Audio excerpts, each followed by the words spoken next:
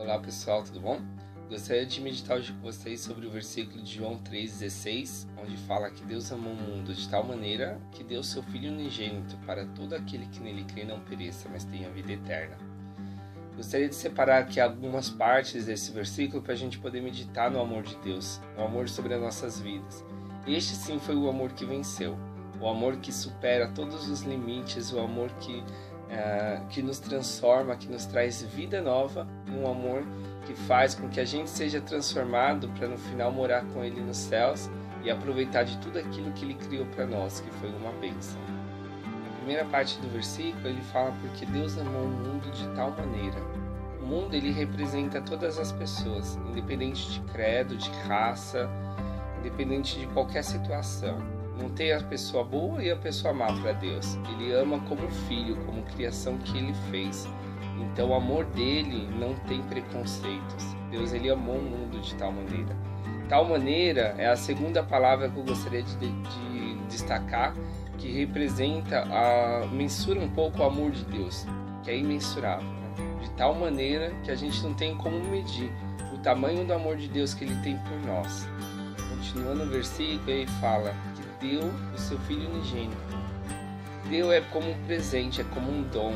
Deus ele deu para nós sem pedir nada em troca, sem nenhuma condição. Ele deu o seu Filho unigênito para que a gente pudesse ter vida, para que pudesse ser livre do pecado. Antes vivíamos como escravos no pecado, mas hoje nós somos livres. Não vivemos mais dependendo dos desejos da nossa carne, mas como nós somos filhos de Deus, nós somos filhos de Espírito. Então nós vivemos pelo Espírito agora.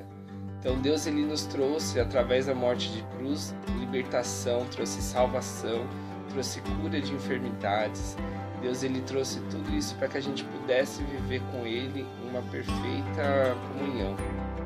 Seu Filho único, também ele fala aqui no texto, né? Ele deu o seu Filho unigênito, seu Filho único por nós. Então Deus ele abriu mão daquilo que ele tinha de mais precioso, que era o seu Filho. Ele deu o seu Filho para nós, mesmo às vezes a gente não aceitando. Muitas pessoas na morte de Jesus na cruz virou o rosto para Ele e não aceitou e não quis o condenar, quis a morte dele, e mesmo assim Ele morreu para aqueles também, não só para aqueles que o aceitaram, mas Ele morreu para aqueles que não aceitaram, que o rejeitou, também para dar vida para aqueles, para poder dar essa oportunidade de amor. Então Deus ele faz as coisas sem pensar em troca. Ele deu para que a gente pudesse ter uma chance, uma segunda chance de amar a Ele normalmente. Quando Ele nos criou para intimidade. Ele nos criou para Ele, para que pudéssemos viver uma vida com santidade. Só que quando entrou o pecado no mundo, o homem se desviou de Deus, se afastou dele, virou as costas e começou a viver a vida de acordo com as vontades da carne, de acordo com as nossas vontades, os nossos desejos, esquecendo da vontade de Deus.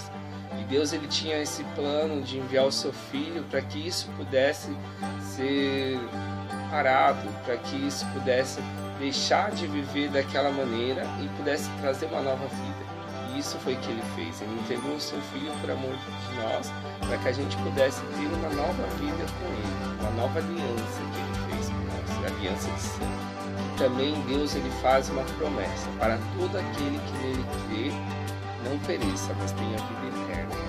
Isso daqui é uma promessa com uma condição. É somente para aqueles que creem, que crê que Deus existe, que crê e faz e aceita como Senhor e Salvador na sua vida. Não basta apenas, eu acredito que Deus existe, mas tem que aceitar como seu Senhor e seu Salvador. A partir desse momento que você crê que Deus existe e começa a viver de acordo com a vontade dele, isso sim, aí você tem a garantia da vida eterna, da sua salvação.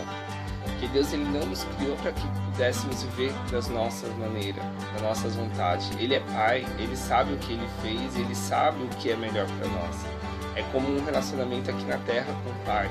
A gente não vive mais, quando é criança, de acordo com as nossas vontades. Porque nós somos crianças, não sabemos como agir, como fazer. E quem que nos ensina? É o nosso Pai, não é? E nós temos que obedecer o nosso Pai aqui na Terra. E é assim também com Deus. Ele que nos criou, Ele nos ama e nós temos que obedecê-lo, porque Ele sabe o que é melhor para nós, o que vai trazer no futuro para nossas vidas. Então, aqui nessa promessa, ele fala: para todos aqueles que nele crê, não pereça, mas tenha vida eterna.